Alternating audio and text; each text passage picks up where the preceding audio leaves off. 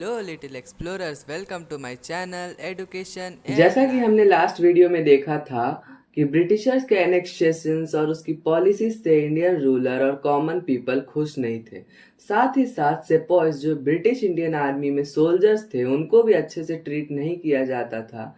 तो ये सभी गुस्सा 1957 में बाहर आता है, जिसे हम रिवोल्ट ऑफ 1857 या India first war of independence के नाम से जानते हैं। ये रिवोल्ट इतना मैसिव स्केल पे हुआ था कि ये ईस्ट इंडिया कंपनी की जड़ें हिला कर रख देता है।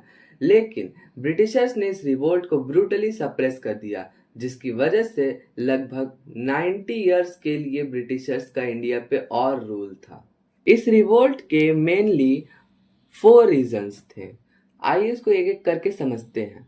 जो 4 रीजंस थे वो economic causes, social and cultural causes, military causes, political causes और एक इमीडिएट स्पार्क जो कि पूरे रिवोल्ट को जन्म देता है।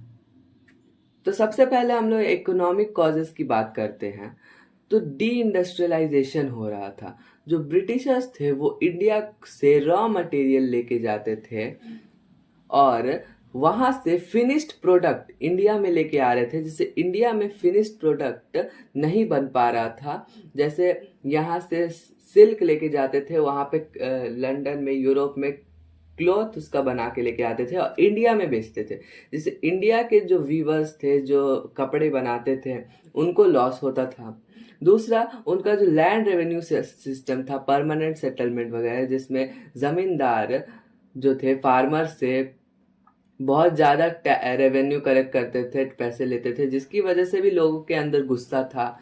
जो हाई पोस्ट होता था, जैसे आर्मी, पुलिस, जुडिशरी, इन सब में जो हाई पोस्ट था वो ब्रिटिशर्स के लिए रिजर्व रखा जाता था, इंडियन को वो पोस्ट नहीं दिया जाता था। तो यही सब इकोनॉमिक कारणों की वजह से लोग गुस्सा थे, इस रिवोल्ट में पार्टिसिपेट किए थे। अब सोशल और कल्चरल कॉजेज में होता है कि ब्रिटिशर्स, लॉर्ड बेंट्रिक, लॉर्ड डलहौजी, ये सब सोशल रिफॉर्म्स लेके आते हैं। जैसे सती को बैन कर देते हैं, विडो मैरिज को बढ़ावा देते हैं। साथ ही साथ ओल्ड एज कस्टम्स को, जिसकी ज़रूरत नहीं है, उनको हटा देते हैं। तो इस वजह से लोग गुस्सा थे। जैसे कल्चरल थ्रेट भी था उन लोग के ऊपर कि मिशनरीज एक्टिविटीज हो रहा था, क्रिश्चियनिटी को लोग बहुत ब्रिटिशर्स बहुत स्प्रेड कर रहे थे, जिसकी वजह से लोगों को लग रहा था कि उनका कल्चर, उनका रिलीजन खतरे में है। साथ ही साथ वेस्टर्न एजुकेशन, जो इंग्लिश स्कूल थे, इंग्लिश कॉलेज थे, उन सब में जो पढ़ाया जाता था वो इंडियन कल्चर के अगेंस्ट में लोगों को लगता था कि वो हमारे कल्चर के खिलाफ है, वो हमारे कल्चर के लिए अच्छा नहीं है। मिलिट्री कॉजेस, मिलिट्री में जो होते थे सोल्जर, सेपॉयज होते थे, उनको एक स्पेसिफिक रैंक के ऊपर प्रमोशन नहीं मिलता था, उनको एक स्पेसिफिक रैंक के नीचे ही रहना पड़ता था। जो हाई पोस्ट होते थे वो ब्रिटिशर्स के लिए रिजर्व होते थे। जो हमारे सेपॉयज में जो इंडियंस होते थे उनको सूबेदार से ऊपर की पोस्ट नहीं दी जाती थी।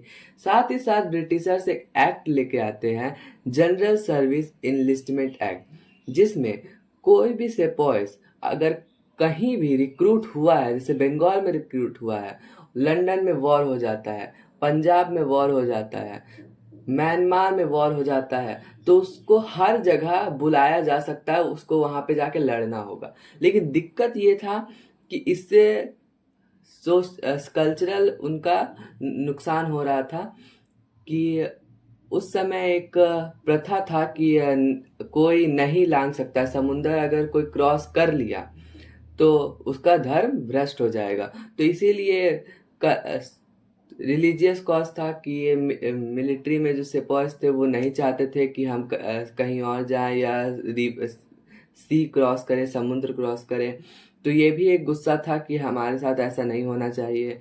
अब पॉलिटिकल कॉज की बात करते हैं। Political cause, Britishers annexation policies लेके आ रहे थे। जैसे Lord Dalhousie doctrine of lapse लाए थे, सब्सिडरी अलायंस, इन सब में रूलर्स को, डॉक्ट्रिन ऑफ लैप्स में अगर रूलर का कोई नेचुरल हायर नहीं है या नेचुरल बेटा नहीं है, तो फिर उसका जो थ्रोन है वो फिर उसके मरने के बाद ब्रिटिशर्स के डायरेक्ट कंट्रोल में आ जाता है वो स्टेट। जैसे पहले क्या होता था कि रूलर्स किसी बच्चे को गोद ले लेते थे, उसको नया राजा बनाते थे, लेकिन अब ब्रिटिशर्स का कहना था कि अगर किसी रूलर का नेचुरल हायर नहीं है थ्रोन का, तब वो जो स्टेट है वो ब्रिटिशर्स के डायरेक्ट कंट्रोल में आ जाएगा, जिसकी वजह से भी लोग गुस्सा से। और अवध अवध जो था वो सब्सिडरी अलायंस साइन करके रखा था, लेकिन फिर भी उसको इस बात पे कैप्चर किया गया था कि आप अंदर गवर्नेंस, स्टेट का जो गवर्नेंस है वो अच्छे से नहीं कर रहे हैं। इस वजह से ब्रिटिशर्स ने इसको अपने डायरेक्ट कंट्रोल में ले लिया, एनेक्स कर लिया अवध को, जिसको एक धोखेबाजी माना गया। और ब्रिटिशर्स के ऊपर से पूरे इंडिया में किसी भी रूलर को ब्रिटिशर के ऊपर विश्वास रहा नहीं, इस वजह से और गुस्सा था। और तीसरा रीजन था कि नाना साहेब जो पेशवा बाजीराव सेकंड के बेटे थे, उनको पेंशन नहीं दिया जा रहा था ब्रिटिश गवर्नमेंट के द्वारा, क्योंकि ब्रिटिशर का कहना था कि जो नाना साहेब है वो पेशवा बाजीराव सेकंड के एडॉप्टेड सन है, गोद लिए हुए बेटे हैं, तो उनको हम नहीं मानेंगे, उनको हम नहीं पेंशन देंगे, उनका थ्रोन पे भी कोई अधिकार नहीं है। अब इतना गुस्सा तो लोगों के बीच था ही, बस जरूरत थी एक चिंगारी की जो पूरे रिवोल्ट को स्टार्ट करेगा, और वो था एक कार्ट्रिज। ब्रिटिशर्स एक नई तरह की गन लेके आए थे जिसको एनफील्ड राइफल कहते हैं। वो एनफील्ड राइफल में जो था वो आयरन का बना हुआ था, तो उसको रस्टिंग से बचाने के लिए उसके ऊपर एक कवर था जिसपे काव और पिग के फैट का ग्रीस लगा हुआ था, जिसको मुंह से छील के फिर यूज लोड करना पड़ता था गन में, जिससे वो कार्ट्रिजेस जो था वो हिंदू और मुस्लिम दोनों के लिए अच्छा नहीं था। हिंदू गाय को माता मानते हैं, उनको पूजते हैं, और जो पिग होता है वो मुस्लिम्स के लिए अच्छा नहीं होता है। तो जिससे सोल्जर्स जो थे, सेपॉयज जो थे ब्रिटिश इंडियन आर्मी में, वो नाराज हो गए कि नहीं, हम इसको यूज नहीं करेंगे। मंगल पांडे, उन्होंने वो फर्स्ट थे जिन्होंने इन कार्टिजेस को यूज करने से मना किया था। 8 अप्रैल 1857 को मंगल पांडे जो 34th Bengal native infantry Barrackpore के सोल्जर थे, उन्होंने ब्रिटिश ऑफिसर्स को मार दिया था इसी वजह से कि वो कार्टिजेस यूज नहीं करना चाहते थे, जिसकी वजह से उनको अरेस्ट कर लिया गया और उनको फांसी दे दी गई। अब होता क्या है, जो रिवोल्ट है वो अप्रैल में मंगल पांडे ने रिवोल्ट किया था। अब 85 सेपॉयज जो मेरठ में थे, उन्होंने भी रिवोल्ट कर दिया कि नहीं, हम भी ये ग्रीस्ड कार्ट्रिजेस जो नया आया है वो यूज नहीं करेंगे 9 मई 1857 को। तो उनको ब्रिटिशर्स क्या करते हैं, 10 इयर्स के लिए हार्ड लेबर जेल में डाल देते हैं कि तुम इन कार्ट्रिजेस को यूज करने से मना नहीं कर सकते, तुमको यूज करना पड़ेगा। तो इस वजह से जब बाकी सिपाहीज ने सुना कि उनके साथियों को ऐसे 10 इयर्स के लिए कैद कर दिया गया है, जेल में डाल दिया गया है क्योंकि कार्ट्रिजेस वो लोग यूज करने से मना कर रहे थे, तो 10 मई 1857 को 3rd कैवलरी उन्होंने भी रिवोल्ट कर दिया और अपने जो कैद हुए साथी थे, जो कैद हुए सिपाही थे जिनको ब्रिटिशर्स ने जेल में डाल दिया था, उनको छुड़ा लिया। और 11 मई 1857 को इन लोग मेरठ से 40 माइल्स चल के दिल्ली पहुंचते हैं। वहां पे बहादुर शाह जफर जो कि लास्ट मुगल एम्परर थे, उनसे मिलते हैं और उनको अपना पूरे इंडिया का मुगल एम्परर डिक्लेयर करते हैं और उनको बोलते हैं कि आप इस रिवोल्ट को लीड करिए, हम चाहते हैं कि इस रिवोल्ट को आप लीड करें। अब ये रिवोल्ट जो था ये सेपॉयज तक नहीं रहा, जो पूरे ऑल इंडिया में जितने रूलर्स थे उन्होंने भी रिवोल्ट करना शुरू कर दिया। और भी रूलर्स पूरे इंडिया से थे। दिल्ली में बहादुर शाह जफर थे, इनका रूलर बख्त खान था, इनके यहाँ रिवोल्ट 11 मई को स्टार्ट हुआ। जॉन निकोलसन और मेजर विलियम हडसन 20 सितंबर 1857 को इनको अरेस्ट कर लेते हैं। कानपुर में नाना साहेब, तात्या टोपे और अजीमुल्ला रिवोल्ट करते हैं। 5 जून को कैंपबेल और नील ब्रिटिश कमांडर्स थे जो इनके रिवोल्ट को हैंडल कर रहे थे। 6 दिसंबर 1857 में ये रिवोल्ट खत्म होता है। लखनऊ से बेगम हजरत महल लड़ रही थी, झांसी से महारानी लक्ष्मीबाई लड़ रही थी, बिहार से जोधपुर कुंवर सिंह और उनके भाई अमर सिंह लड़ रहे थे, रिवोल्ट कर रहे थे।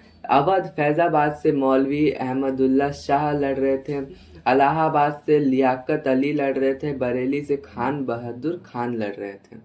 अब जो इतना बड़ा रिवोल्ट था, इतने सारे रूलर्स, इतने सारे सेपॉयज और कॉमन पीपल जो थे वो रिवोल्ट कर रहे थे, लेकिन फिर भी ब्रिटिशर्स ने इस रिवोल्ट को बहुत ब्रूटली सप्रेस कर दिया, दबा दिया।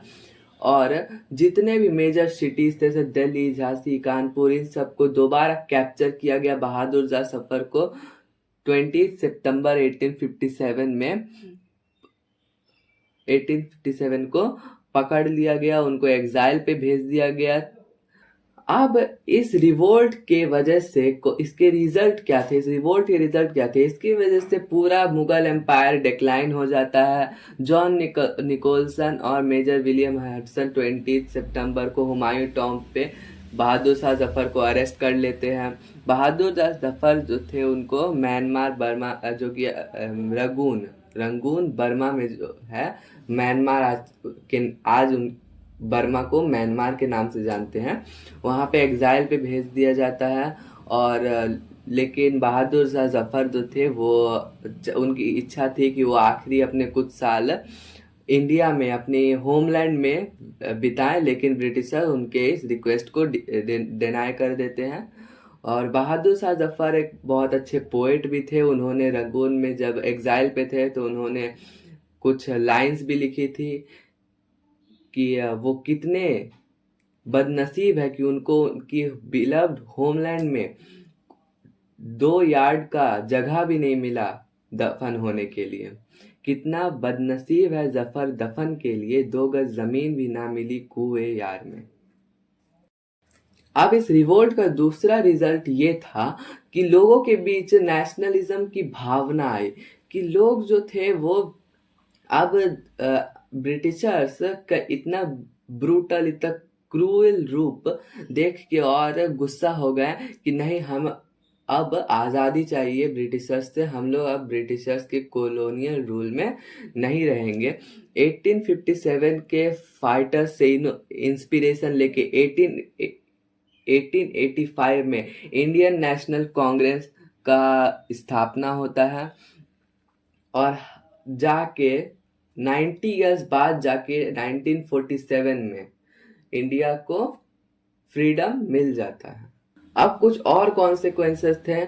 अब कंपनी के का रूल खत्म हो जाता है। जो पहले क्वीन विक्टोरिया कंपनी को चार्टर एक्ट दे के रखी थी कि आप इंडिया का गवर्नेंस संभालोगे, अब कंपनी को हटा दिया जाता है। अब जो ब्रिटिश गवर्नमेंट थी वो direct government of India act 1957 लेके आती है, जिसमें कंपनी को इंडिया के गवर्नेंस से हटा दिया जाता है। अब डायरेक्ट ब्रिटिश गवर्नमेंट इंडिया पे रूल करेगी। वायसरॉय का इंट्रोडक्शन होता है। जो गवर्नर जनरल इंडिया में होते थे उनको अब वायसरॉय में कन्वर्ट कर दिया गया। जो लॉर्ड कैनिंग फर्स्ट वायसरॉय बने थे 1857 के रिवोल्ट के बाद, जो कि पार्लियामेंट्री कंट्रोल, ब्रिटिशर्स के पार्लियामेंट्री कंट्रोल इंडिया पर उसको शो कर रहा था।